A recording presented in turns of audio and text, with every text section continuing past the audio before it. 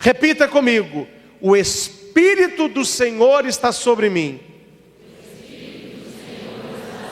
porque Ele me ungiu. Fala para quem está do seu lado: o Espírito Santo está sobre ti, porque Ele te ungiu. Para quê? Eu não falei no ato penitencial, a gente não pergunta por quê, mas para quê? Padre, por quê? Para quê? Para quê que o Espírito Santo está sobre você? Você acha que ele acha bonitinho sua cabeça? Ah, padre, porque eu fiz agora luz. Aí ele gosta de luz, ele está... Ou então ele viu um pichain que quer fazer um ninho, né, meu irmão? O que é que o Espírito Santo está voando sobre nós? Porque Ele quer dar um pontapé inicial. Pairar não é o fim, pairar é o início. Me faz novo, todo, não é assim que a gente fica? Todo novo, não fica assim, renovado em Jesus. Aí o pessoal enche o Espírito Santo. É maravilhoso, são os momentos de oração profundos. Mas isso não é o fim, isso é o pontapé inicial. Isso é para começar. Começa aqui para continuar lá. E eu vou citar para você um exemplo. Gênesis. O Espírito pairava sobre as águas. O que aconteceu? A criação do mundo, a geração do mundo. O Espírito pairava sobre Maria. Gabriel disse isso: a sombra do Altíssimo te cobrirá, o Espírito pairará sobre ti. Qual foi o fruto? Jesus, a nova criação. Jesus foi ser batizado por João. Quando João joga água na cabeça de Jesus, o Espírito paira, plenitude do Espírito Santo. Os apóstolos do cenáculo estão rezando, o Espírito paira sobre eles. O que nasce? A igreja. Pairar é um pontapé inicial. A gente imagina de nós, coitados de nós, se Nossa Senhora, depois da anunciação, ficasse assim, ó. O que é isso, Maria? Estou curtindo o momento. Foi isso que ela fez? O que ela fez? Recebeu o Espírito Santo, ela se pôs a serviço e foi lá para a casa de Isabel ajudá-la. Quem recebe o Espírito Santo, pontapé inicial, se coloque a serviço, ajude quem precisa de você. Jesus recebeu o Espírito. Imagina você ficar lá no Rio Jordão assim.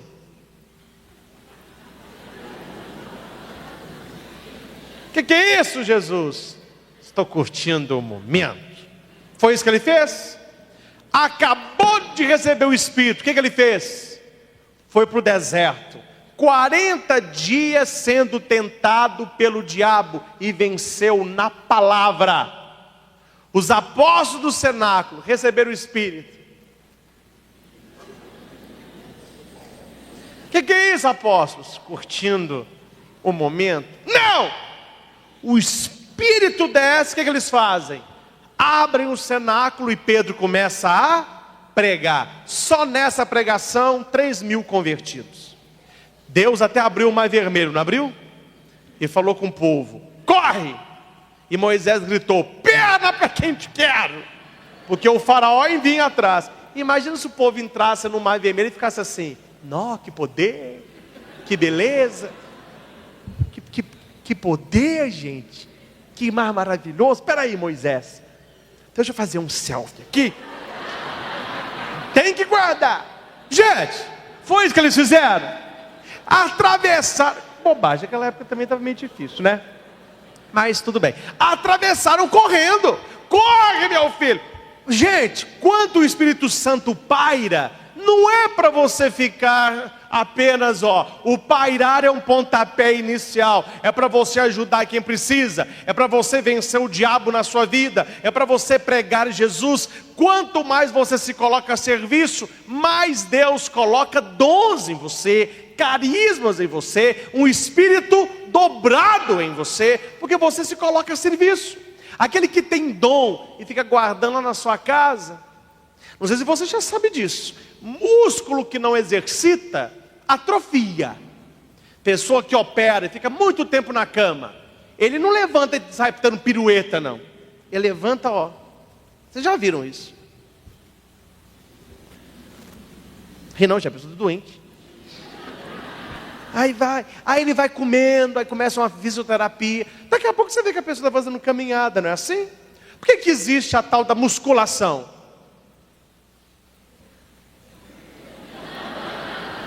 Aí o músculo vai crescendo. Se você não exercita o seu corpo, ele atrofia. Tem muito católico, muito cristão que o Espírito Santo está atrofiado. Ele atrofiou. Tá, porque não se abre, guardou o dom, começa a se colocar a serviço, começa a deixar o Espírito Santo agir em você, e você vai ver o que você fará junto do Espírito Santo.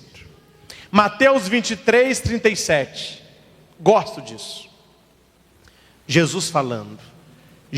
Foi esse texto que um dos que eu mais chorei na minha vida até hoje. Nós lemos esse texto lá em Jerusalém, do Monte das Oliveiras, vendo Jerusalém, onde Jesus estava, maravilhoso. Ele disse assim: Jerusalém, Jerusalém, que matas os profetas, apedrejas os que te são enviados, quantas vezes quis ajuntar os teus filhos, como a galinha recolhe os seus pintinhos debaixo de suas asas, e não me quisestes. Mateus 23, 37. Um dia na minha oração eu estava tão triste que eu falei com Jesus: ô Jesus, me acolhe igual uma galinha. E não ri porque foi ele que falou. A gente fala que ele é pastor, a gente fala que ele é a verdade, a vida, a videira. A gente nunca canta que Jesus é a minha galinha. Mas ele se comparou a uma galinha na relação a nós. Ei, Jerusalém, como eu quis de acolher, como a galinha acolhe o pintinho debaixo das suas asas. E eu sou curioso, gente. Eu sou curioso para coisa bíblica. Um dia eu parei e falei assim: Jesus podia ter falado tantos outros animais. Por que ele pegou logo a galinha? Aí eu fui pesquisar. O que é a galinha? A gente conhece a galinha, mas quais são as características da galinha? Primeira característica: a galinha bota. Todo mundo que tem galinha gosta de ovo. Você nunca vê a galinha botar o ovo no meio da estrada. Você nunca vê a galinha botar o ovo no meio do caminho. Quem tem galinha em casa, lá no galinheiro, ela sempre bota no ninho. Mas quem tem galinha solta em sítio, você que não fica esperto, que ela bota, e você não acha os ovos, porque ela bota escondido. E ela é atrevida, porque ela vai quietinha e bota. Quando ela sai, ela fica: eu botei,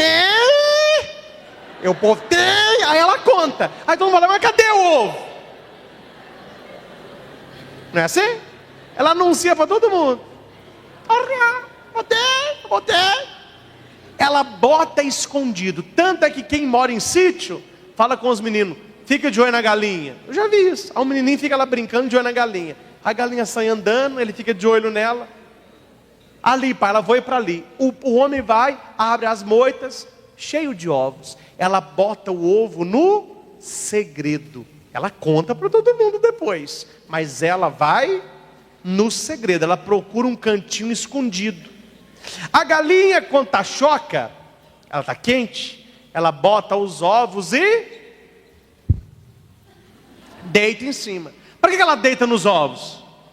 Porque o ovo não tem calor. O calor do ovo vem de quem? Da galinha. Você sabia que a galinha choca, ela está com febre? a temperatura dela aumenta, porque ela tem que chocar os ovos, então ela deita. Eu já vi fazer isso, mas no meu estudo que eu aprendi. Ela deita. De tempo em tempo, ela faz nos ovos assim, ó. Ela roda os ovos, ela vira os ovos, para aquecê-los por igual. Aí o ovo é fecundado, nasce o pintinho. Então ela passa para os ovos o seu calor, vira-os. Depois de 21 dias, sai o pintinho. Mas a galinha é muito esperta, ela choca os ovos. Ela fica só esperando o pintinho nascer. Não é a galinha que bica no ovo, não. É o pintinho. Ele vai picando, bonitinho. Vai aparecendo assim um pedacinho, ele fica bicando. Magrinho, fraco, mas dá conta. Fica bicando, bicando. Aí põe a cabeça para fora. Aí a mãe levanta. Filhinho da mamãe. Eles vão saindo dos ovos. Ele é que sai. Outra coisa bonitinha, não sei se você já viu galinha andando com pintinho. A gente fala galinha choca. Você está parecendo uma galinha choca. A gente usa essa expressão, que fica querendo brigar. Ela anda assim, ó. E os pintinhos passeando. Hora que aparece qualquer perigo, ela faz assim. É assim mesmo. Aí os pintinhos vêm para debaixo da asa. Ela comunica com eles. Aí ela fica assim, ó. Tadinho, gente, galinha é animal inofensivo, está contra defender, não. Mas ela abre a asa.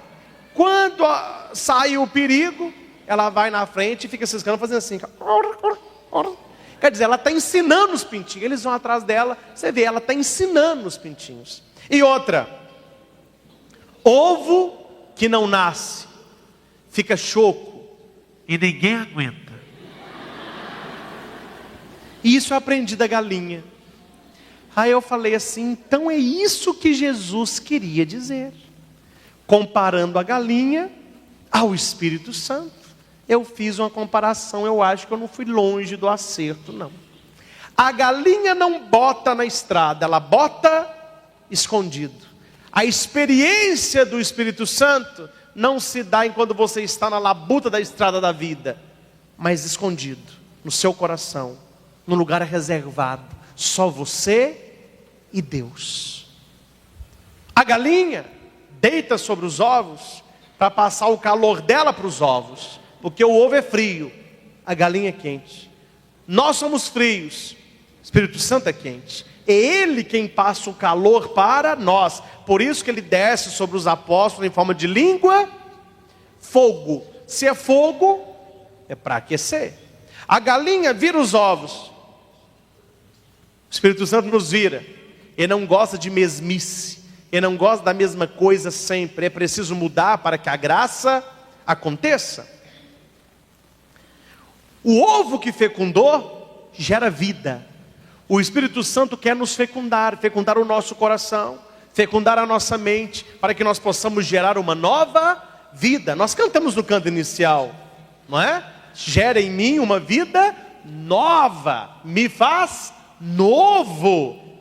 O pintinho bica e sai da casca. O Espírito Santo faz tudo que é para ele fazer, mas nós devemos fazer a nossa parte. Bicar a casca do nosso pecado e sair para uma vida nova. Deus não faz aquilo que é para você fazer. O pintinho encontra proteção debaixo da asa da mãe. E nós encontramos proteção debaixo da asa do Espírito Santo. Quem procura o Espírito é mais seguro. Agora tem um detalhe no final da história, viu? Ovo que não gera vida, choca. Cristão que não é cheio do Espírito Santo, fede a pecado. Se você quer ter um bom odor para Deus, seja cheio do Espírito Santo. Ou você cheira a Deus, ou você cheira ao pecado. Meus irmãos, finalizando, quero dizer uma coisa para você. O Espírito Santo é fogo. Como eu disse, a galinha esquenta o pintinho. O Espírito Santo nos esquenta.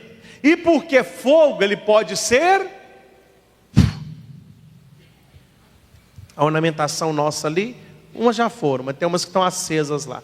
As velas do altar, isso é fogo. Se eu chegar ali, ó, apaga.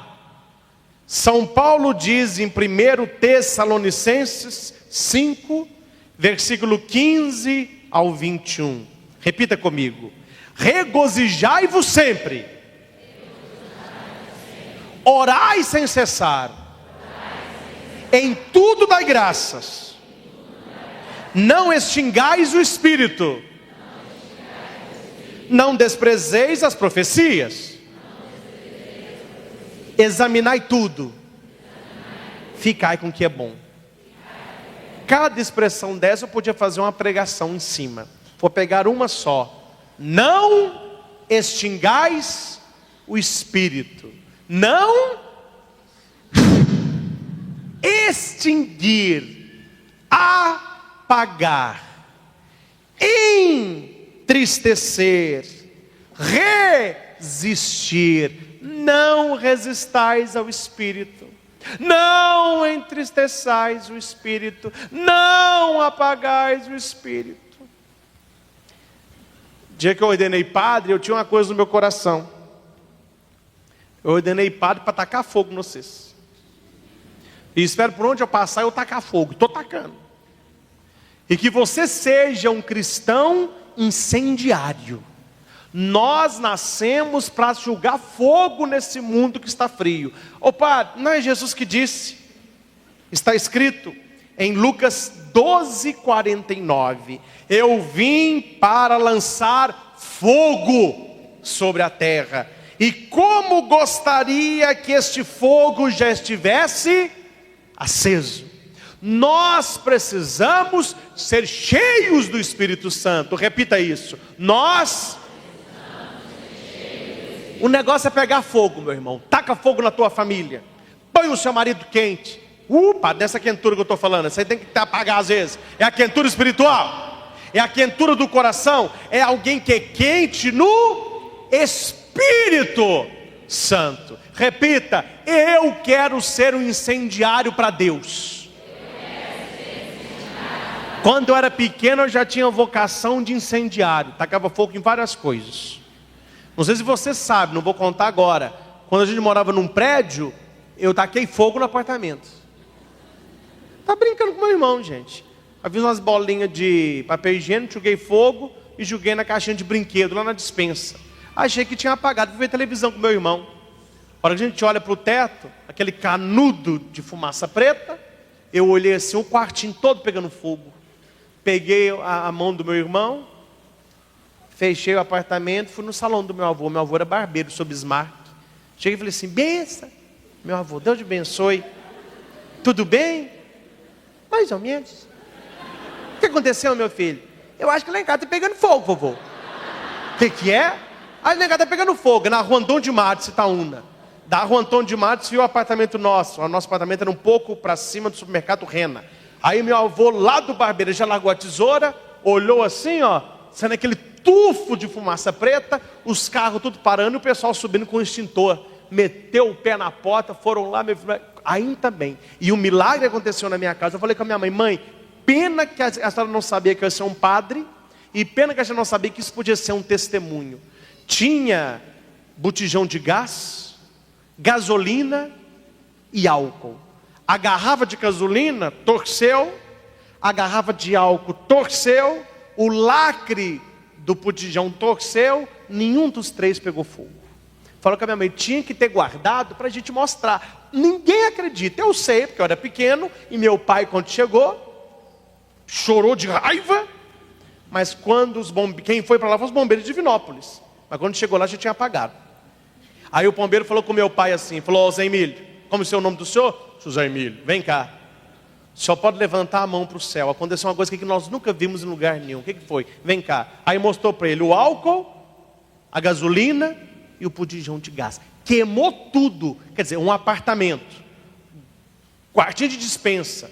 O apartamento eram 4 apartamentos. 2 de frente e 2 de trás. E no meio tinha aquele vão aberto, não é assim que funciona? O nosso era apartamento de frente, com um vão aqui, ó. Se pegasse fogo naquilo, ia pegar fogo nos apartamentos todos. E só queimou o quartinho de despensa. Depois aquela fumaça saiu e a coisa terminou. Mas os bombeiros chegaram. Bombeiro é bom, gente, para apagar fogo externo. Mas o fogo do Espírito Santo, nós não podemos permitir nem que o nosso fogo se apague e nem que apaguem o nosso fogo do Espírito Santo. Porque eu estou preocupado em certas coisas que acontecem. Quer ver? Deixa eu mostrar. Vem cá. Cadê o meu cap?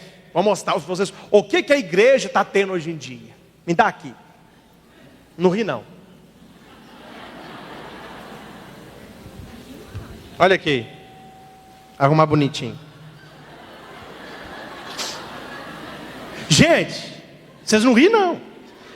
Porque a dinâmica é interessante, mas o sentido é muito triste.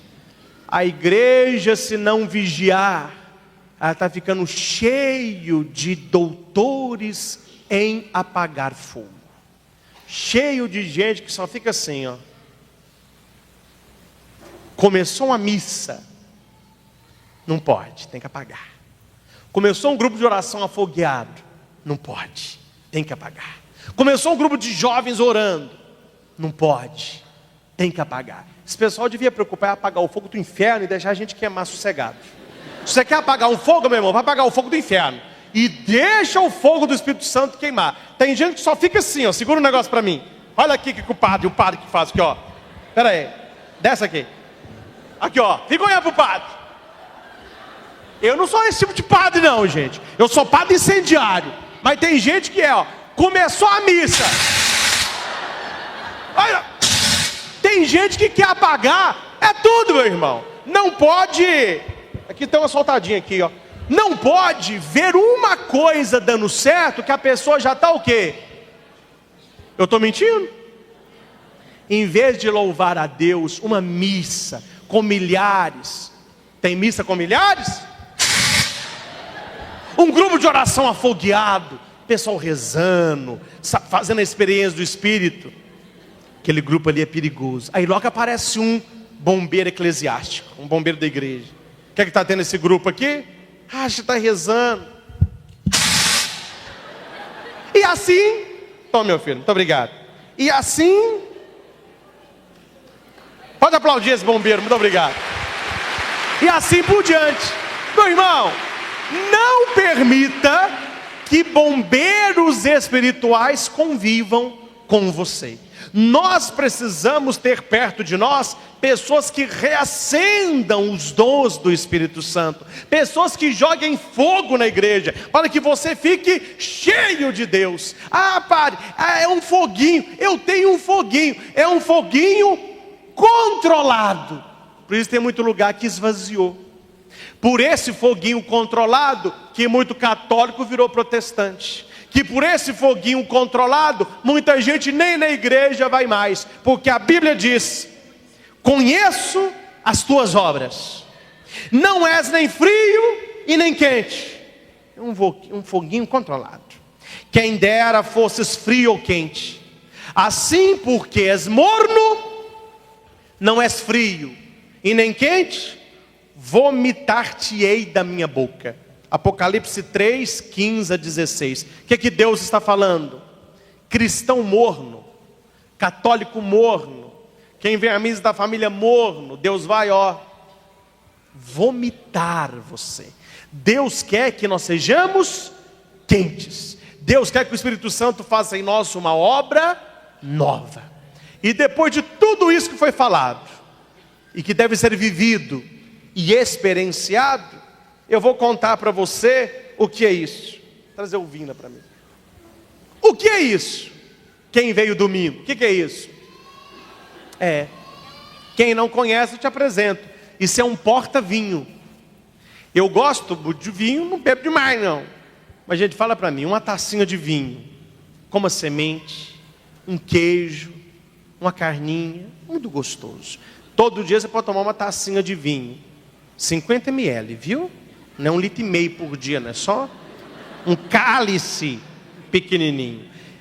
Ó, padre, mas como que funciona esse porta-vinho? Muito simples. Olha aqui, é um porta-vinho. Ó, interessante. E é um porta-vinho mesmo. E não é coisa que cai, não. Você pode mexer com o negócio? Ele para. Ali está o ponto de equilíbrio perfeito. Eu penso que na nossa vida, eu vou para cá para vocês verem, né? Eu penso que na nossa vida, Padre Christian, qual que é a maior qualidade que o Senhor atribui ao Espírito Santo na sua vida? É Ele quem me dá isso aqui, ó. Equilíbrio. É o ponto exato. Se alguém me falasse que aquele vinho ficaria em pé naquela pedra, eu jamais acreditaria se eu não visse. Tem coisa que eu falo para você, você não acredita. O Espírito Santo, ele pode fazer isso e muito mais. Deixa eu passar para cá. O pessoal que está de cá vê. É um porta-vinho. Aqui, ó. Põe a pedra aqui e põe um vinho.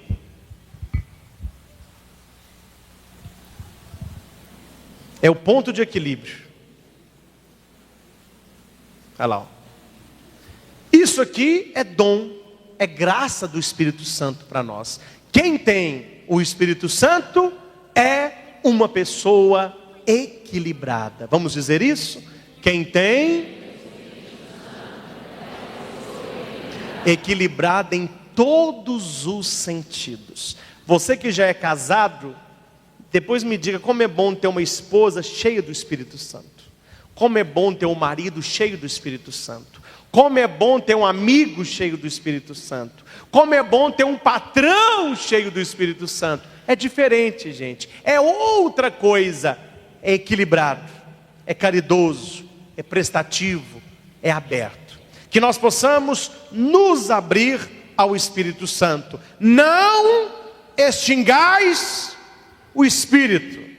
Sede um incendiário de Deus. Eu vim para lançar fogo sobre a terra. E como gostaria que este fogo estivesse aceso. Não seja uma pessoa morna, porque você corre o risco de ser vomitado por Deus. Frio ninguém que quer ser. Ateu, longe de Deus, blasfemar contra Jesus, largar a Eucaristia, não ler a Bíblia. Ninguém quer ser frio. Mas tem muita gente que é morna. Nós temos que nos aquecer. Como a galinha passa todo o calor para os ovos, o Espírito Santo quer passar todo o calor para você.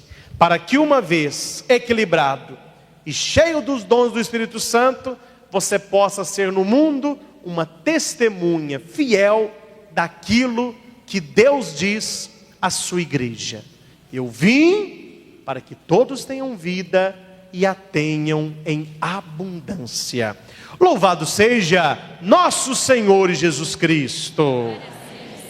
E aplaudamos o Espírito Santo. Louvado seja nosso Senhor Jesus Cristo. Para sempre seja louvado. É com muita alegria, esperança e muita fé que estamos iniciando mais um Palavra de Luz e Vida. No nosso encontro anterior, nós vimos aí que Davi acaba se tornando genro de Saul. Todos os planos de Saul deram errado. Toda empreitada de Davi, ele voltava vencedor.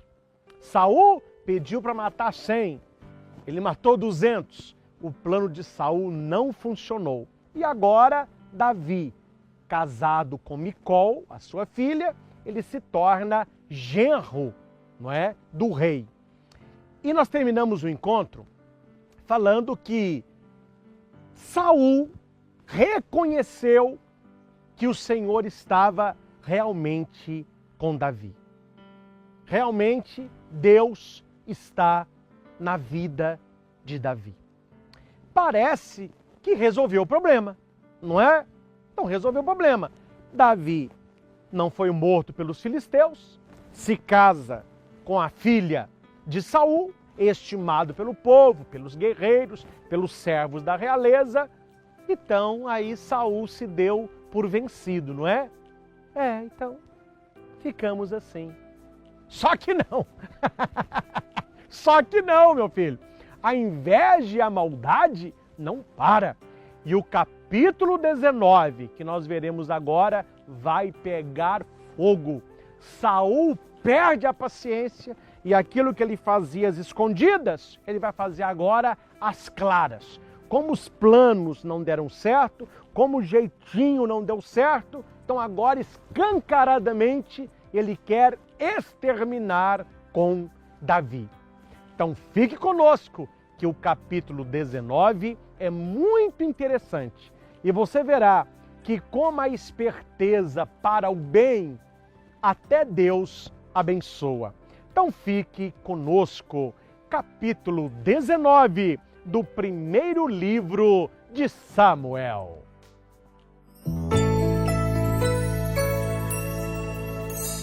Palavra de luz e vida.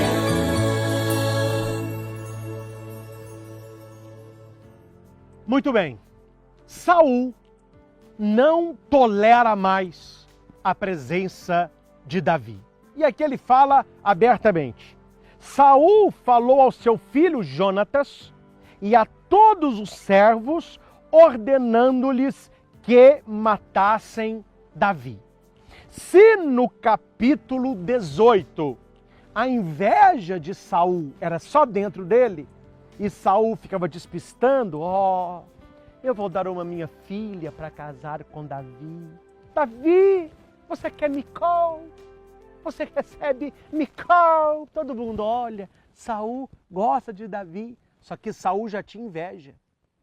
Como o plano de Saul não funcionou, agora, meu filho, a inveja veio para fora. Por isso que eu digo muito, você quer conhecer uma pessoa de verdade? Dê tempo para ela. Ninguém consegue fingir o tempo inteiro. As pessoas que têm inveja de você, mais cedo ou mais tarde, elas vão revelar. Mais cedo ou mais tarde, elas não aguentam ver o que você faz, quem você é, o que você tem. E elas acabam colocando para fora aquilo que elas escondiam lá dentro. Saul fez isso. Não aguentou, falou, olha, pode acabar com essa vida aí. Pode exterminar Davi. Só que Jonatas, para você lembrar isso aí, você lê o capítulo 18, o versículo 1 ao versículo 5, fala sobre esta amizade profunda de Jonatas com Davi. E quando Saul, que é pai de Jonatas, disse que eles matariam Davi, Jonatas foi correndo falar com Davi. Olha, se esconda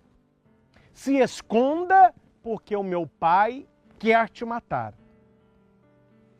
Mas não fica preocupado não. Eu indo com meu pai, eu vou conversar com ele e eu vou tentar mudar a sua cabeça. Aqui eu tiro duas lições para as nossas vidas. Primeira, nunca traia os seus amigos. Jonatas podia ter os defeitos dele, mas ele era amigo de verdade de Davi. E segundo, aprenda, gente, a não resolver os problemas na porrada, no soco, na voadora, rabo de arraia, facada, não. Jonatas disse para Davi, pode ficar tranquilo, eu vou conversar com meu pai.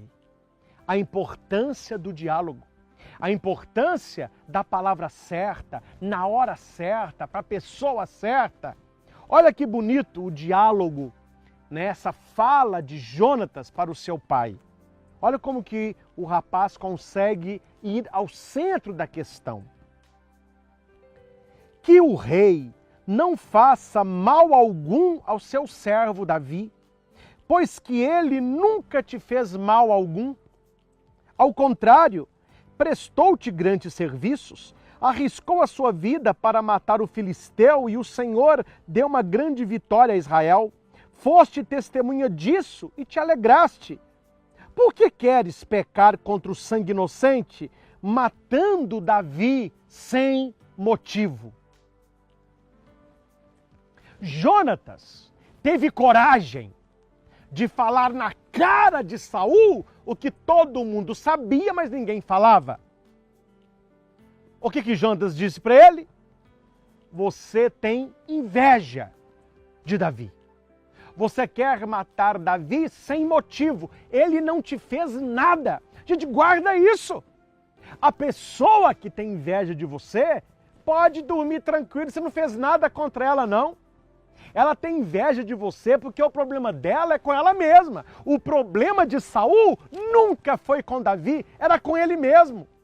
Ele se via pequeno, complexo de inferioridade, carente, um gênio difícil. E Jonatas vai dizer para ele, olha, mata Davi não, ele nunca te fez mal algum. Por que queres pecar contra o sangue inocente, matando Davi sem motivo? Saul pensou e chegou a uma conclusão. Não é que é verdade? E ele disse para Jonatas, pela vida do Senhor, Davi não morrerá.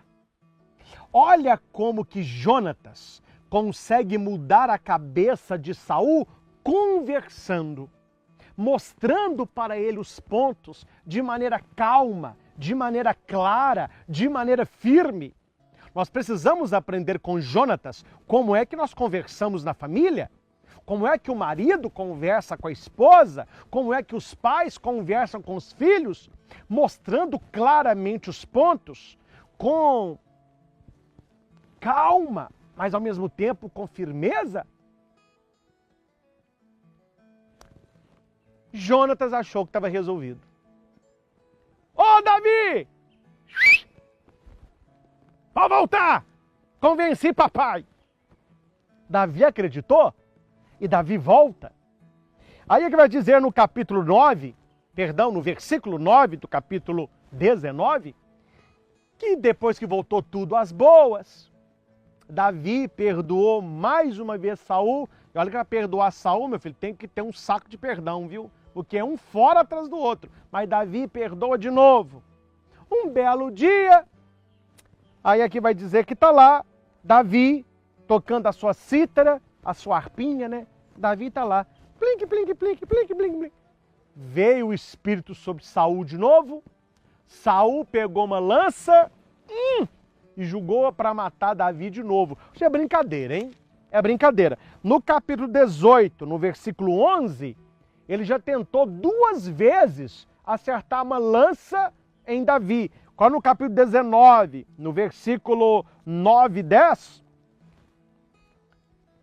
julgou a lança, procurando cravá-lo na parede. Davi se desviou e deu no pé. O rei mandou emissários à casa de Davi para terem-no seguro e matá-lo pela manhã.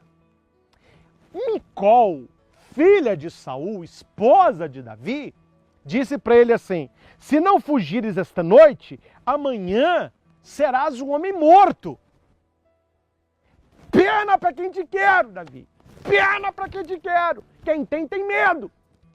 Você nota que há coragem tanto em lutar como em fugir? Um bom exército, ele sabe a hora de avançar e ele sabe a hora de recuar. Não era hora de Davi lutar, era hora de Davi fugir. E o que Micol faz para ajudar o seu esposo? Olha que Micol joga no time do marido, não no time do pai, hein? O rei, coitado, tá tendo apoio de ninguém. Micol coloca na cama, isso tudo no capítulo aqui, você lê depois. Micol coloca na cama de Davi a imagem de um ídolo e cobre com a coberta. Aí chegam os emissários do rei. Olha, Micol, viemos buscar Davi, amanhã, nas primeiras horas do dia, o rei irá matá-lo. Aí Micol diz, vocês vieram num dia muito ruim. Olha lá, ele está deitado, com febre, está passando muito mal. Aí os emissários olharam, não é que é? E voltaram até Saul. Saul não aceitou, falou, olha, pois vocês voltem lá e vocês vão trazer ele com cama e tudo. Ele não consegue levantar da cama? Traga a cama. Os emissários, que confusão, hein? Parecendo minissérie isso aí. Os emissários voltam quando eles chegam e pegam a cama, eles veem que o negócio está muito pesado. Quando eles tiram a coberta, eles veem que é um ídolo. Davi tinha fugido. Eles levam Micol até o rei. E o rei, que é o pai dela, pergunta: ô minha filha, por que você fez isso comigo? Você me traiu?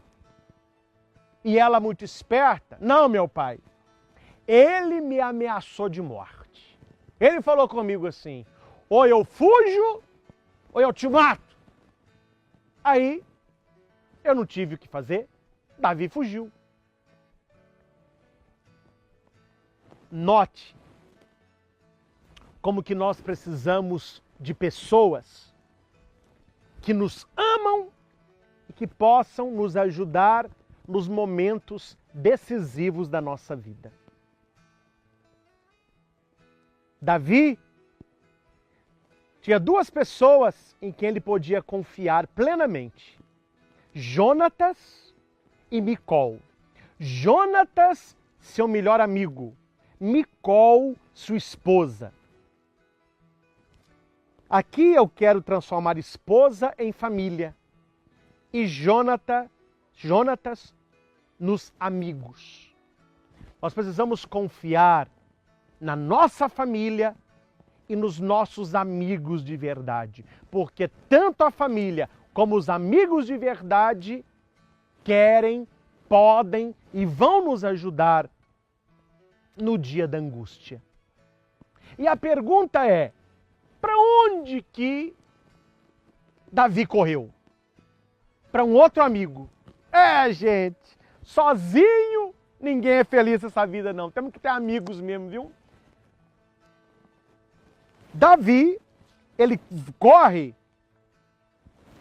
aonde está Samuel. Versículo 18. Davi fugiu e foi ocultar-se junto de Samuel em Ramá e contou-lhe tudo o que Saul lhe fizera. Ô, gente, deixa eu falar um negócio rasgado aqui para você. Nós não vamos ficar falando mal das pessoas, né? Mas vamos pegar a leitura? A pessoa te faz mal, a pessoa é invejosa, ela te joga uma lança uma vez, ela lança 2 vezes, ele tenta te matar 3 vezes, te põe no exército dos filisteus para você morrer, ele não te dá a mulher que queria, ele manda te matar, chega numa hora, você está por aqui, ó. Aí você estoura. Aí você tem que ter alguém para conversar. A pessoa que fica guardando dentro dela só coisa ruim, os outros falaram mal de mim, me maltrataram, me traíram, e você não põe isso para fora, isso vira câncer. Isso vira doença psicossomática. Isso vai minando a sua alegria. Você se torna uma pessoa apagada. O brilho dos seus olhos some. Você fica uma pessoa desanimada. Aqui, Davi não mente para Samuel. Não, Samuel, tá tudo bem. Eu vim passear. Não! Aqui ele estava perante um homem de Deus e a leitura diz: Davi contou tudo que Saul fez. Procure um homem de Deus, uma mulher de Deus, alguém que possa orientar você e conta a verdade. Fala das pessoas que te fazem mal. Não sei se essa pessoa é o seu marido, é sua mulher, é seus filhos, é uma amiga, um colega de trabalho, é alguém da faculdade, é o seu namorado, não sei.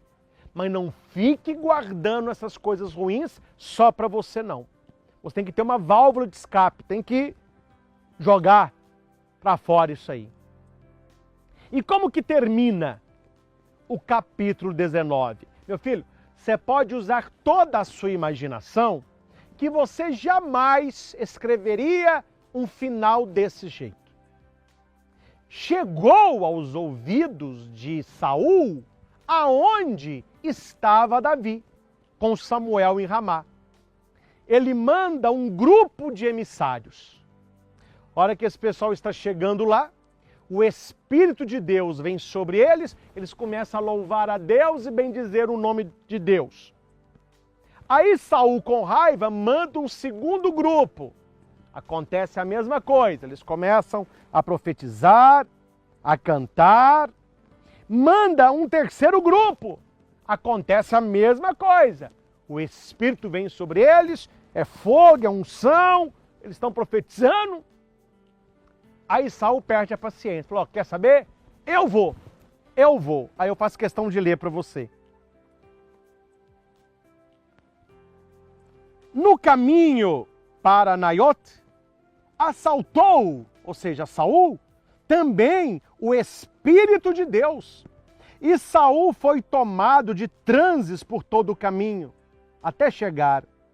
Despiu suas vestes, profetizando diante de Samuel, e ficou assim despido, prostrado por terra durante todo o dia e toda a noite. Daí o ditado, está Saul também entre os profetas? Gente, olha o que aconteceu. Olha o que aconteceu. Saul manda um grupo, eles começam a profetizar, manda um outro grupo, eles começam a louvar a Deus, manda um terceiro, acontece a mesma coisa. Quando ele vai, o Espírito de Deus vem sobre ele. Saul perde a noção daquela realidade, ele tira a roupa, ele fica nu, imagina a cena, ele fica nu e começa a profetizar, e começa a dançar, aí ele vê uma terra poeirenta, ele pula na terra e rola para um lado e rola para o outro, é poeira que sobe, todo mundo olhando aquilo, Davi meio assustado, Samuel olhando, e Saul só profetizando. Você entendeu o que é que eu desenho?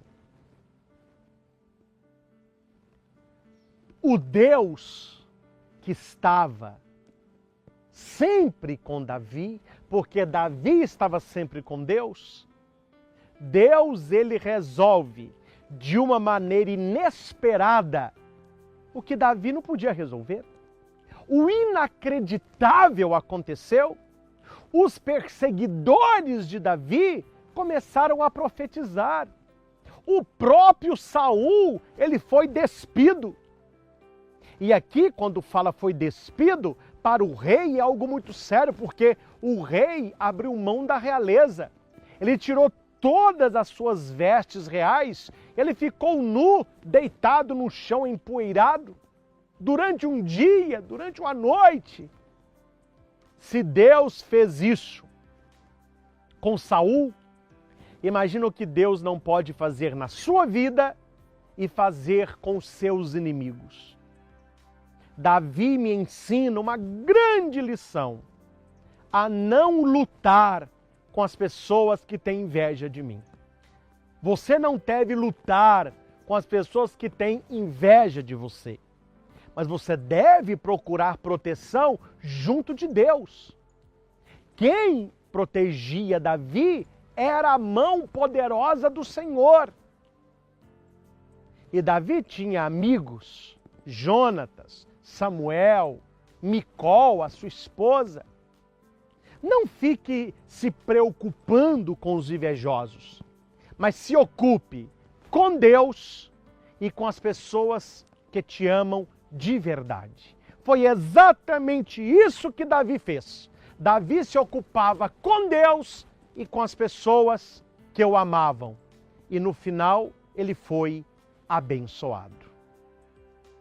Gente, ninguém pensou que o capítulo terminaria assim, hein? Saul todo cheio de si, mandando matar Davi, terminou a história pelado, empoeirado, deitado no meio da estrada, profetizando. Como que Deus muda as coisas? Deus que mudou a sorte de Davi, haverá de mudar também a sua vida, a sua história. Basta acreditar, basta procurar intimidade com Deus Altíssimo. E a vitória e o livramento lhe será dado. Amém? Programa quente esse, hein? Deixa aí o seu comentário. Eu gosto de ler os comentários. Compartilhe este vídeo com quem precisa refletir estes ensinamentos. Clique no joinha, isso ajuda muito o nosso canal. Se você não se inscreveu, se inscreva e não fique esperando as notificações do YouTube. toda semana, para não falar quase todos os dias, nós temos vídeos novos no nosso canal. Projeto Luz e Vida. Então, passeando pela internet, vá no YouTube, acesse o nosso canal e veja as nossas últimas novidades. E continue acompanhando esta série, Palavra de Luz e Vida. Vamos ver todo o primeiro livro de Samuel. Lições valiosas para o povo de ontem, para o povo de hoje. Agradeço a você por estar conosco, gratidão pela sua ajuda, louvado seja o Senhor por podermos, através da internet, falar das coisas do alto.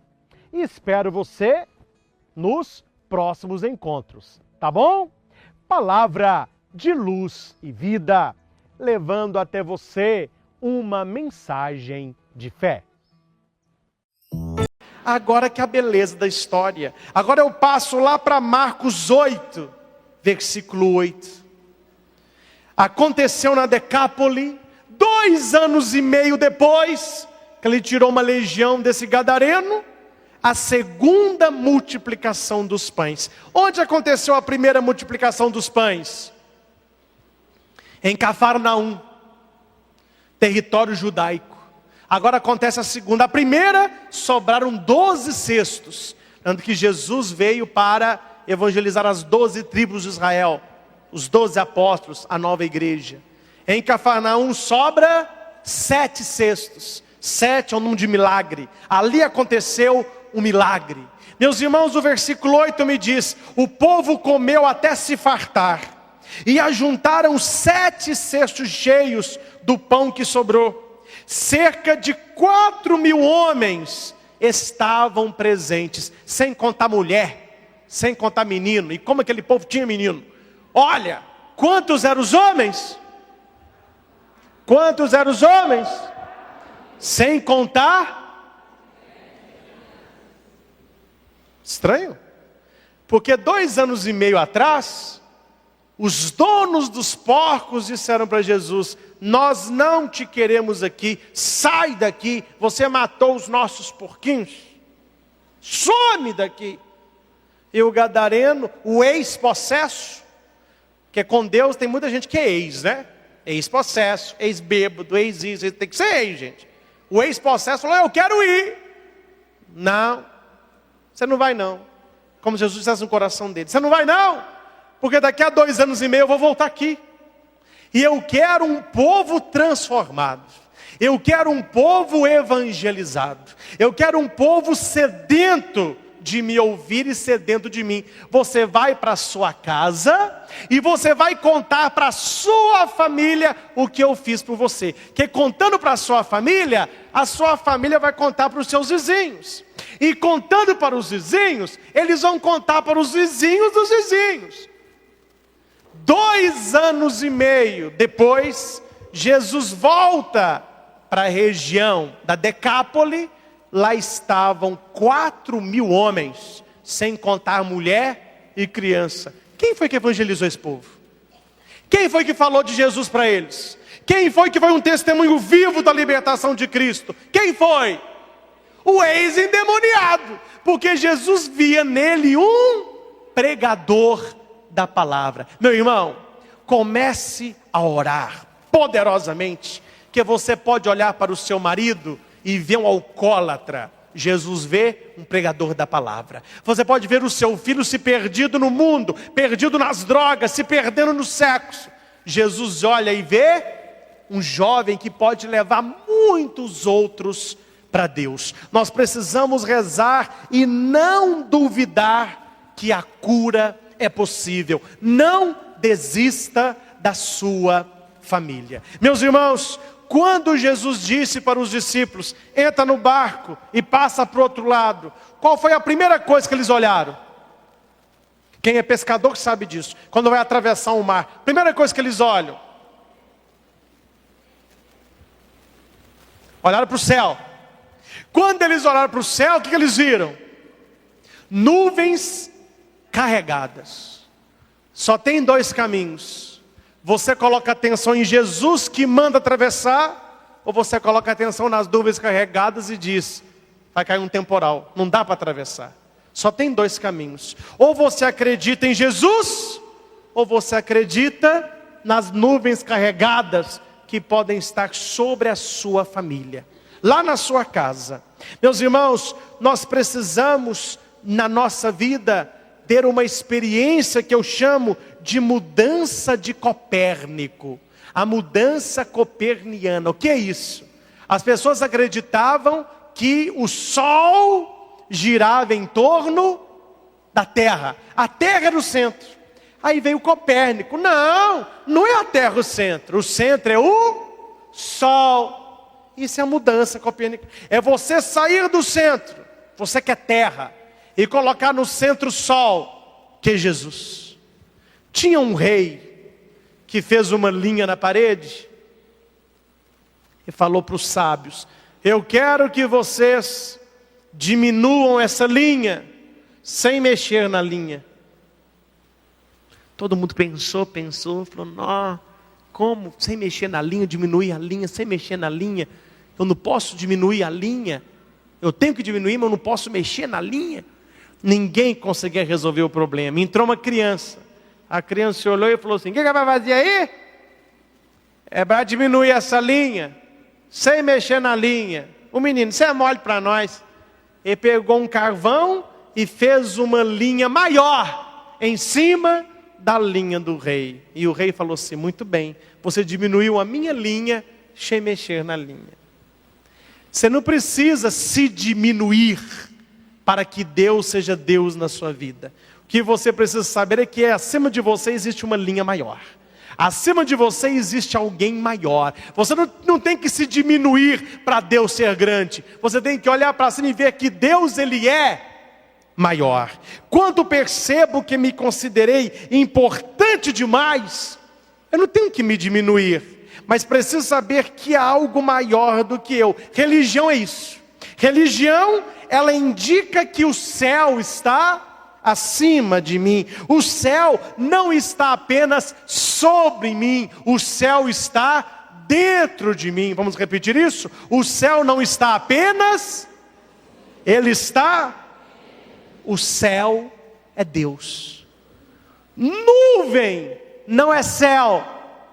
A nuvem está no céu, mas a nuvem não é o céu.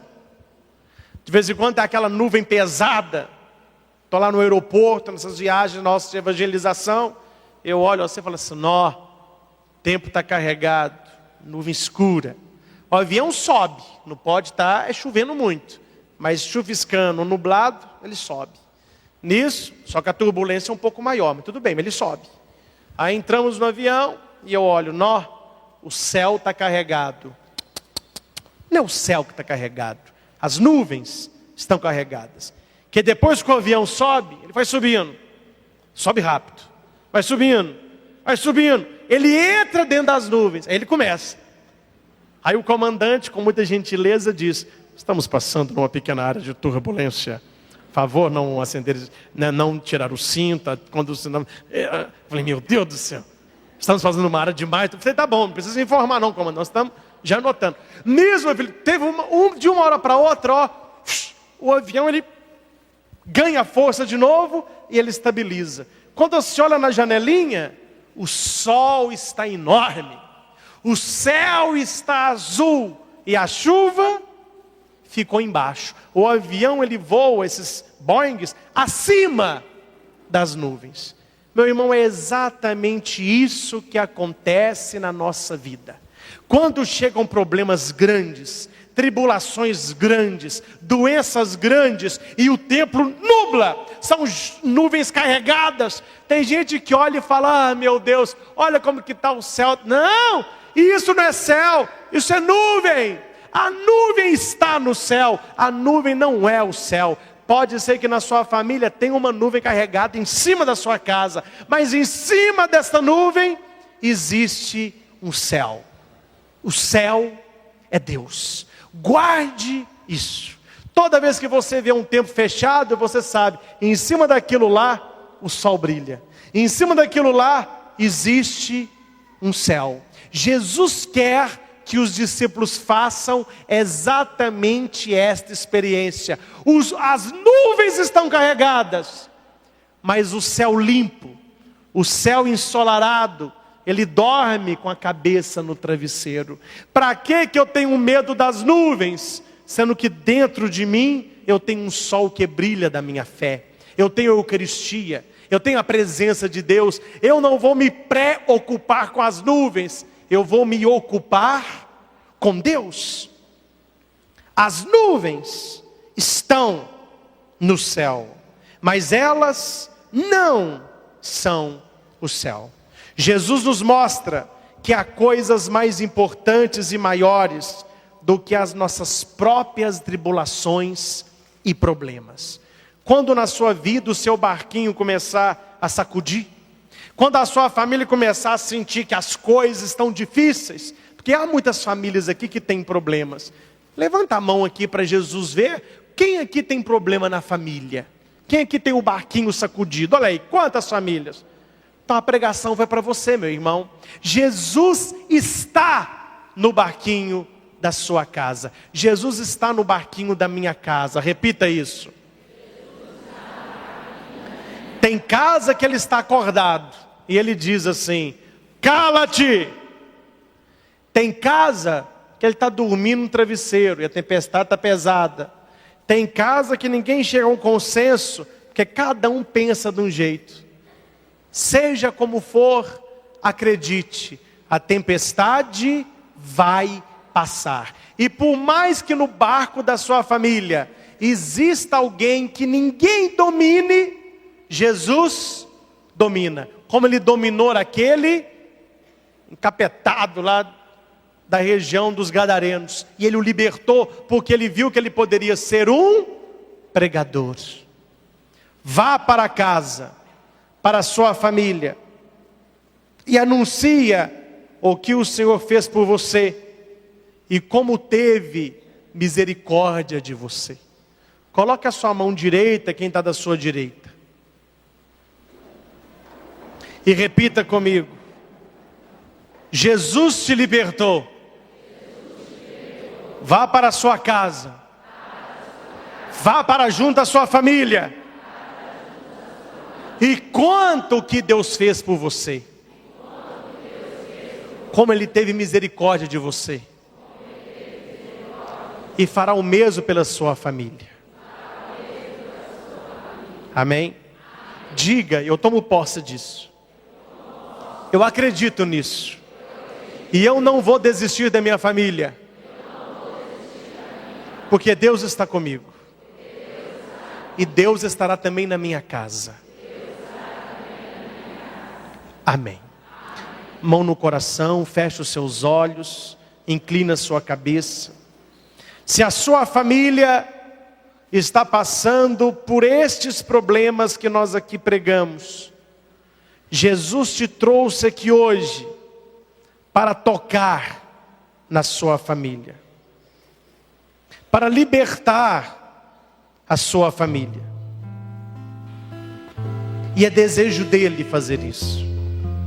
Sim, Senhor, nós te pedimos esta noite, entra no barquinho da nossa casa, entra no barquinho da nossa família. Mesmo que tempestades o balancem, nós queremos estar contigo, e nós queremos que o Senhor esteja em nós, por nós. Jesus, quantas tempestades tentam afundar a minha família, quantos problemas têm entrado no barquinho da minha casa, como aquelas ondas entravam no barco onde o Senhor estava com os apóstolos.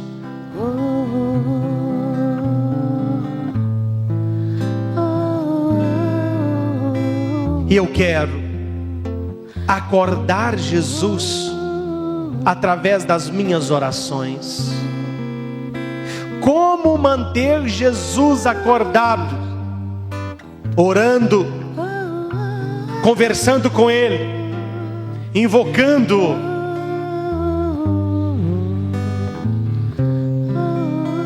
Senhor Jesus, ensina-nos o dom do silêncio.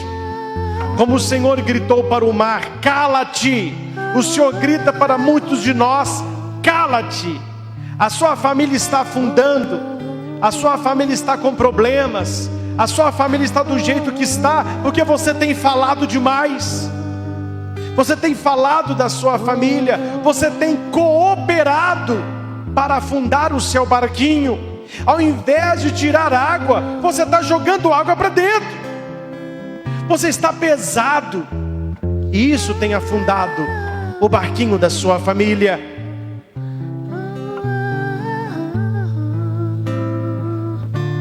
E quando aquela travessia tenebrosa chegou ao final, e os discípulos chegaram com alegria na praia, lá na região da Decápole, na terra dos Gadarenos, ali apareceu um homem possesso, e a Bíblia diz que ele havia sido acorrentado muitas vezes, pés e mãos, mas ele arrebentava as correntes, quebrava os ferros. Ninguém era suficientemente forte para dominá-lo. Ninguém era suficientemente forte para dominá-lo. Tem alguém na sua família que ninguém domina? Tem alguém que é rebelde na sua casa, na sua família? Pode ser que você não consegue dominá-lo.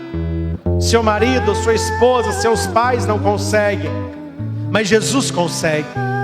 Porque Jesus vê os problemas que estão na sua casa, e Ele não enxerga ali derrota, Ele enxerga possibilidade.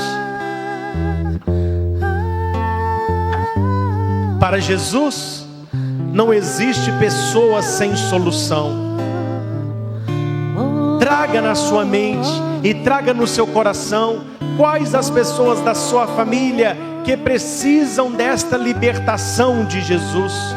Pode ser que essa pessoa seja você.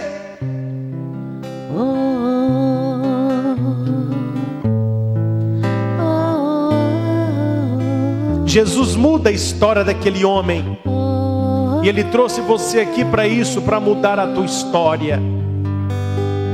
E Jesus tem uma ordem para você que participa desta missa da família.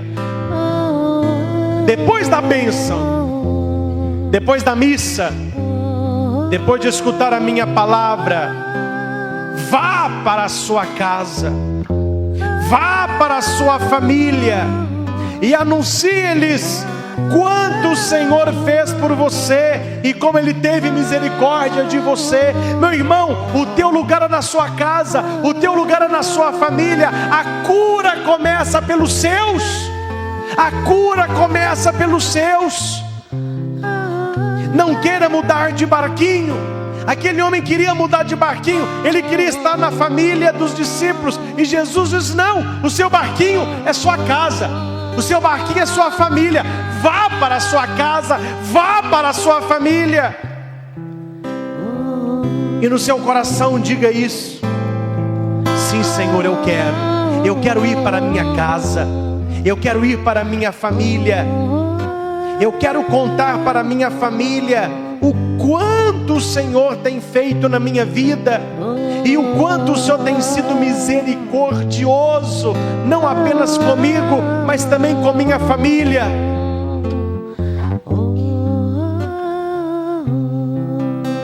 Sim, Senhor, a obra que o Senhor fez com aquele homem que tinha uma legião, faça também na nossa vida, porque eu creio nisso. Deus é mais que eu.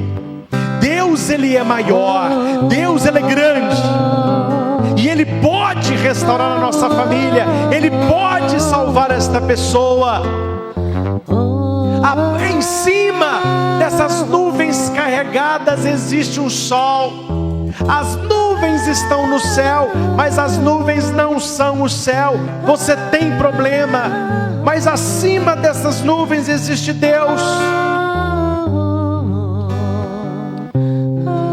Deus é grande.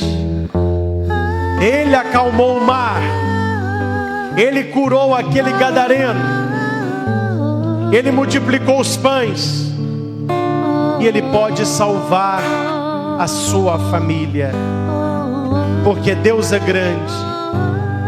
Deus é mais.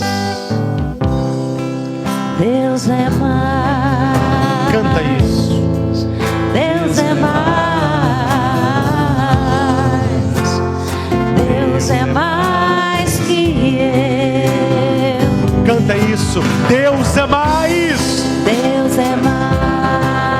Muito mais. Deus é mais. Deus é mais que tudo. Deus é mais forte que minha fraqueza. Deus é mais santo que a minha impureza. Deus é mais justo que minha injustiça. Deus é mais. Deus é mais. Canta isso. Deus é mais. Deus é mais. Deus é mais. Deus é mais que eu. Deus é mais que eu. Vamos ficar de pé. Erga os braços. Deus é mais. Deus é mais. Deus é mais. Deus é mais que tudo. Repita isso. Deus é mais. Canta. Deus é mais. Deus é mais. Deus é mais que eu. Deus é mais. Deus é mais. Deus é mais. Deus é mais que tudo. Deus é mais coragem que os meus medos. Ele é mais transparente do que os meus segredos. Deus me completa. Deus me levanta. Se vacila o meu passo, Deus é mais que o meu cansaço. Erga os braços. Proclama. Deus é mais. Deus é mais. Deus é mais. Deus é mais que eu. Deus é muito mais. Deus é mais. Ele é mais que os nossos problemas. Ele é mais que as nossas doenças. Ele é mais que as nossas tempestades. Ele é mais. Deus é mais que tudo. Somente as vozes, só da voz. Deus é mais. Deus é mais. Canta, profetiza. Deus é mais. Deus é mais que eu. Deus é mais que eu. Professa, pensa em Deus, na sua família. Deus é mais. Deus é mais. Deus é mais. Deus é mais que tudo. Deus é mais que tudo. Para encerrar com o ministério bem bonito. Deus é mais. Deus é mais. Deus é mais. Deus é mais que eu. Deus é mais. Deus é mais.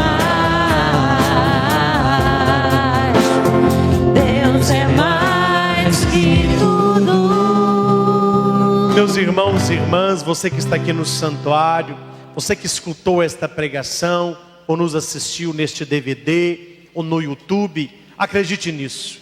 Jesus, ele acalmou a tempestade e salvou o barquinho. Jesus, ele libertou aquele gadareno e o transformou no pregador da palavra. E 2 anos e meio depois, aquele povo que pedia para Jesus ir embora, porque ele matou os porquinhos, haviam 4.000 homens, sem contar mulheres e crianças, porque aquele ex-endemoniado se tornou um pregador da palavra. Meu irmão, se Jesus fez tudo isso, ele pode fazer ainda mais por você. Ele pode fazer ainda mais pela sua família. Não duvide de Deus. Deus é mais. Deus é mais que eu. Deus é mais que tudo. Deus é mais que os nossos problemas. Acredite, se Jesus estiver no barquinho da sua família, pode vir a tempestade que vier, sua família permanecerá. Porque Deus é mais. Porque Deus...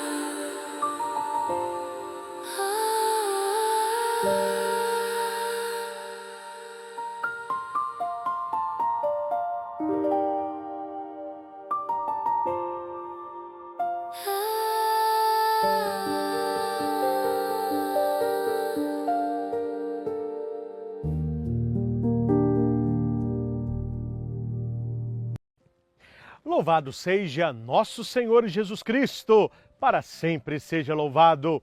É com muita alegria, esperança e muita fé que começamos mais um encontro, Palavra de Luz e Vida. Hoje nós encerramos o capítulo 17, Davi e Golias. Então nós já vimos quem é Golias, já vimos quem é Davi. Davi vai levar queijo, o irmão menospreza, ele desafia o gigante, alguém ouve, conta para Saul, Saul pede para chamar Davi, fala que ele é um menino, Davi não leva desaforo para casa, mostra para Saul quem ele era o menino sim, mas já matou urso, já matou leão e mataria o gigante. Saul fica encantado com Davi, tira a armadura, coloca no menino, ele não consegue nem levantar a espada, não saiu do lugar. Davi tira a armadura, pega o seu cajadinho, uma funda e 5 pedrinhas. Nós terminamos aí. Nós aprendemos várias lições nesse capítulo 17. Davi é uma pessoa de fé. Davi sempre foi obediente a seu pai. Davi nunca teve inveja dos seus irmãos. A Bíblia diz que os 3 irmãos de Davi foram para a guerra. Ele continuava cuidando das ovelhas, fazendo o que lhe era cabível fazer no momento. O pai pede que ele leve queijo, ele não reclama, ele leva. Ele se levanta contra o gigante com a fúria que vem do próprio Deus. Deus o livrou da boca do urso, Deus o livrou das garras do leão e ele tinha certeza, Deus o livraria daquele filisteu. Para que a nossa fé seja polida como a fé de Davi, é preciso voltar na nossa história, como Davi fez, e ver quantas vitórias nós já tivemos. Deus que me deu a vitória lá contra aquele urso, contra aquele leão, Ele haverá de me dar a vitória hoje sobre os Golias da minha vida. E agora é o final do capítulo. Davi entra para o campo de batalha para guerrear contra o inimigo, não dele, porque ele sabia, o inimigo era do próprio Deus, porque ele estava contra o exército de Judá, que era o exército que servia o Senhor. Se você ainda não se inscreveu no nosso canal, se inscreva. Tem inúmeros vídeos, já somos mais de 500 vídeos, e nós estamos nessa série, Palavra de Luz e Vida, refletindo o primeiro livro de Samuel e atualizando para a nossa história. Vale a pena clicar no sininho para você ser notificado dos novos vídeos. Depois que você escutar a pregação de hoje, deixe o seu comentário e compartilhe com seus contatos. No mundo onde as pessoas espalham tanta coisa ruim, nós precisamos fazer parte desta corrente do bem, a corrente da evangelização, a corrente das lições que nos vêm da palavra do Senhor. Então vamos para o final do capítulo 17, para Davi. Davi que era, que é e que foi sempre um valioso instrumento nas mãos de Deus.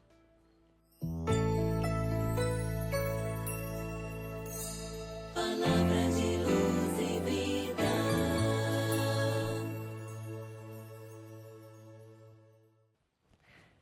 Então vamos lá. Davi tira a armadura do rei, pesada, e aqui vai dizer que ele tomou seu cajado, escolheu no regato 5 pedras lisas, pondo-as no alforge de pastor, que lhe servia de bolsa. Em seguida, com a sua funda na mão, avançou contra o filisteu. Isso aí nós vimos no encontro passado. A leitura continua.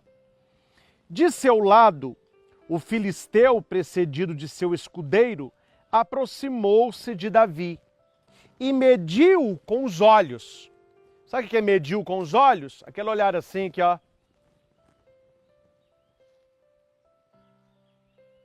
Ele falou, não é possível. Esse menino que está vindo... E eu fico pensando outra coisa, gente. Eu não estou pensando só no Golias, não. Porque aquele exército de Saul numeroso, nem todo mundo sabia o que estava acontecendo. Imagina só, um exército com medo de Golias, homens armados, nisso aparece um garoto com um cajadinho de pastor, aquela roupinha de couro, com a funda na mão. Imagina o que os soldados não comentavam entre si. Quem é aquele lá embaixo? O que aquele menino está fazendo ali? Eu não sei o que está acontecendo. Isso é uma piada? O que está acontecendo? Deus, ele surpreende. Deus, ele surpreende. E Golias não gostou do que viu. Golias não gostou do que viu. Mediu com os olhos e vendo que era jovem, louro e delicado, desprezou. É isso aí? É isso aí que Judá tem para lutar comigo. Tá ruim, hein? Tá ruim, hein? Golias ficou tão indignado que disse assim: sou eu algum cão para vires a mim com um cajado? Quer dizer, cadê a espada? Onde está a tua lança? Cadê a armadura, escudo? Você vem com um pauzinho na mão? Eu estou parecendo um cachorro? Olha o gigante aí. E amaldiçoou em nome dos deuses. Vem, e eu darei a tua carne às aves do céu e aos animais da terra. Golias ficou indignado com Davi. Olha aqui agora. Davi respondeu. Olha, é demais. É muito bonito. Tu vens contra mim com espada, lança e escudo. Eu, porém, vou contra ti em nome do Senhor dos Exércitos, do Deus das fileiras de Israel, que tu insultaste. Hoje mesmo, o Senhor te entregará nas minhas mãos. Eu vou te matar, vou cortar a tua cabeça e darei os cadáveres do exército dos filisteus às aves do céu e aos animais da terra. Toda a terra saberá que há um Deus em Israel. E toda essa multidão saberá que não é com espada, nem com lança que o Senhor triunfa, pois a batalha é do Senhor, e Ele vos entregou nas minhas mãos. Você entendeu por que Davi não tem medo? Nem do escudo, nem da lança, nem da armadura, nem do tamanho de Golias. Você entendeu por que Davi não tem medo de nada disso? Porque Davi tem certeza, Deus luta com ele. A fé de Davi não estava centrada nele, mas em Deus. Quando Davi olhava para Golias, Golias era gigante, olhando a estatura do exército.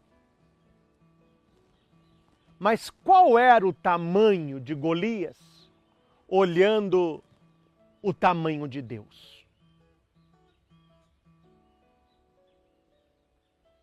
Qual força Golias tinha contra Deus? O que vale mais? Um capacete? Uma armadura? Uma espada? Uma lança? Ou a fé? E Davi rasga o verbo com o cara. Lá, você está achando que o que vence batalha é lança, é escudo, essas coisas todas aí? Eu estou indo até você em nome do Senhor dos Exércitos. Ele é que vai te entregar nas minhas mãos. Eu sou Davizinho, eu me conheço. Eu sou jovem, sou pastor, sou carregador de queijo, mas sou um menino de fé. Eu tenho fé. Eu posso ser jovem, mas aqui tem um menino de fé. Bonito isso, gente. É assim que nós devemos entrar nas batalhas da nossa vida. Coloca Golias de um lado e coloca a tua fé do outro, para Deus lutar ao seu lado. Um com Deus é maioria absoluta. Não importa o tamanho do gigante. Não importa o tamanho do seu problema. Não importa a gravidade da sua doença. Se Deus luta com você pela sua fé, a vitória já é sua. Se Davi tivesse escutado seu pai, ele não estaria ali. Porque para o pai, ele era um carregador de queijo. Se Davi tivesse escutado seu irmão, ele não estaria ali. Porque para o irmão, ele era apenas pastor, curioso. Se Davi tivesse escutado a primeira fala de Saul, ele não estaria ali. Porque para Saul, ele não passava de um jovem. Mas Davi não estava preocupado em escutar o que diziam dele. Ele estava ocupado em saber o que Deus faria com ele. Davi não colocou a sua esperança nem no pai, nem no irmão, nem no rei, mas em Deus. E toda vez que nós colocamos a nossa esperança nas pessoas, nós acabamos levando a porta para a cara fora. Porque as pessoas olham para você, olham para mim e nos menosprezam. Menosprezaram Davi.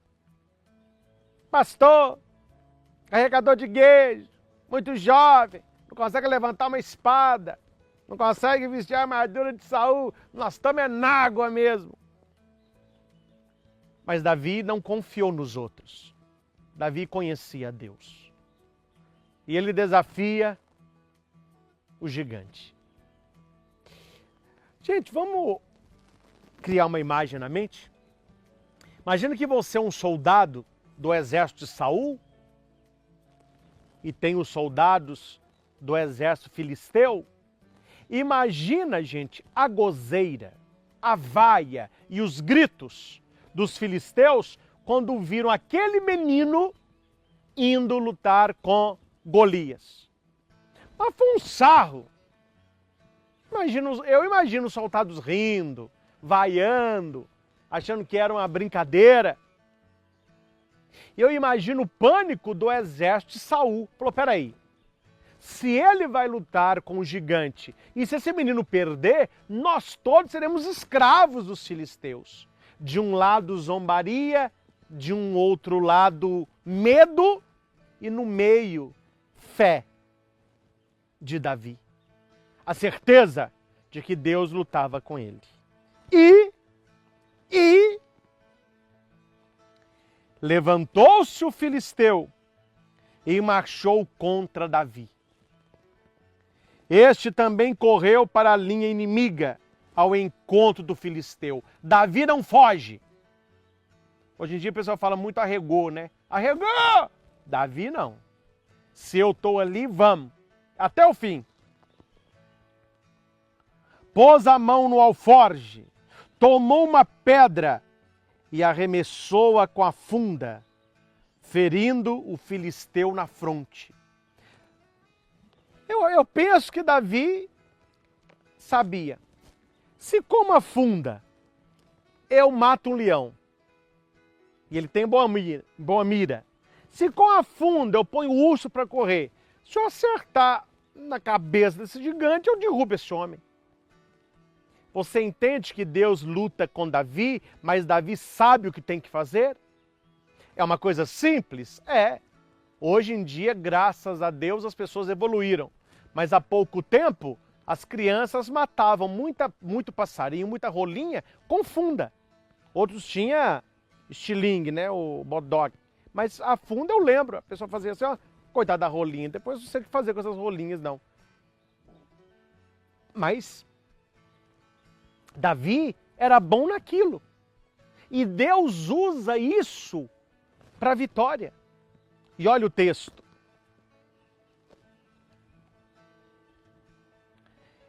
A pedra penetrou-lhe na fronte e o gigante caiu com o rosto por terra.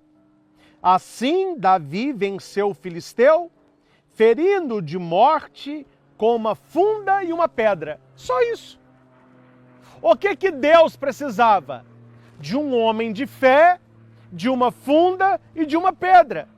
Uma coisa simples, uma coisa pequena, mas que nas mãos de quem sabe se transforma numa arma, e ainda mais com o poder de Deus.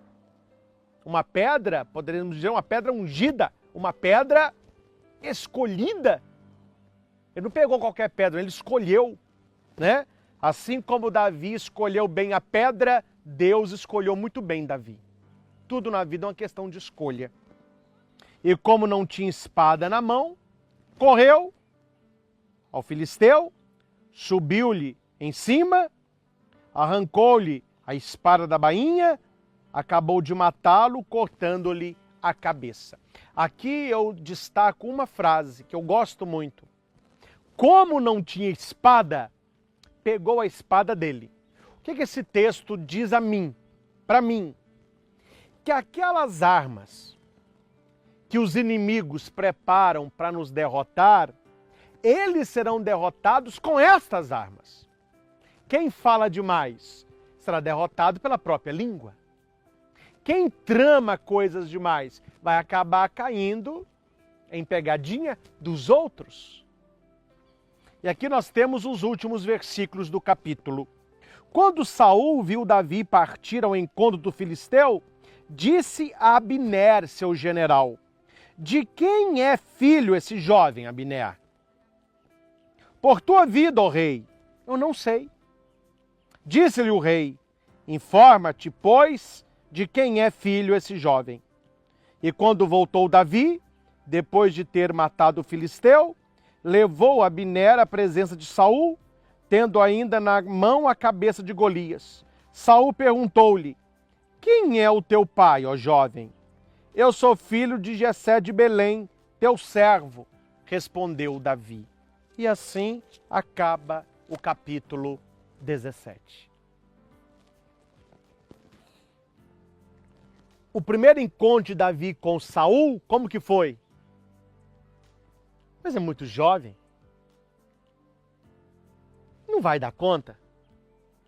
Quando Davi estava com a cabeça de Golias na mão, o rei já mudou. Quem é esse jovem? Ele é filho de quem? Você entende que nas suas atitudes você traz a marca da sua família, a marca dos seus pais. Esta pergunta, ele é filho de quem, acontece em duas ocasiões. Alguém que faz algo muito grande, aí as pessoas dizem: nossa, é filho de quem, hein? Seus pais devem ter um orgulho danado. Ou quando a gente assiste uma reportagem, uma coisa que aconteceu de ruim, logo as pessoas dizem: coitada da mãe desse rapaz, coitado da família. Honre a sua família pelas suas atitudes. Levante a sua cabeça. Vá para o campo de batalha. Deus batalha a favor daquele que tem fé. No próximo programa, nós já entramos no capítulo 18. Mas eu quero deixar um dever de casa. Até o nosso próximo encontro, vá até a sua Bíblia e leia, grifando, o capítulo 17 do primeiro livro de Samuel. Davi e Golias. Depois que você fizer uma leitura, você vai voltar, vai tirar a palavrinha Davi, o nome Davi, e vai colocar o seu nome. E vai lendo o texto no contexto da sua vida. Ah, gente, e aqui eu termino. Eu fiz isso. Eu me vi pequeno. Eu me vi só alguém que brincava de ser um pastorzinho quando eu brincava de missa. Eu me vi um carregador de queijos, fazendo coisas sem importância, trabalhando quando eu era jovem e adolescente, com coisas que ninguém queria fazer. Eu me vi muitas vezes indignado com aqueles que afrontavam a Deus, que desrespeitavam a igreja e a fé. Eu me vi tantas vezes imóvel, tentando imitar os outros, tentando vestir a armadura dos outros. E eu me vi tão feliz quando eu encontrei o meu cajadinho, a minha funda, as minhas 5 pedrinhas, e eu tenho visto na minha vida vitórias de Deus. Golias tem tombado, não por mim, mas porque Deus luta a favor daqueles que nele confiam. Vale a pena confiar em Deus. Vale a pena se entregar a Deus. Portas vão se abrir para você. A sua vida vai melhorar. Você vai vencer. Mas aqui note que é uma parceria. Davi fez tudo o que ele podia fazer da melhor maneira. E Deus usou de Davi para vencer o filisteu. Não foi Deus que entrou no campo de batalha, foi Davi. Não foi Deus que estava tete a tete com o gigante, foi Davi. Mas Davi sabia, eu fazendo o melhor que eu posso fazer, Deus fará o melhor que Deus é capaz de fazer. Eu faço o possível, Deus sempre faz o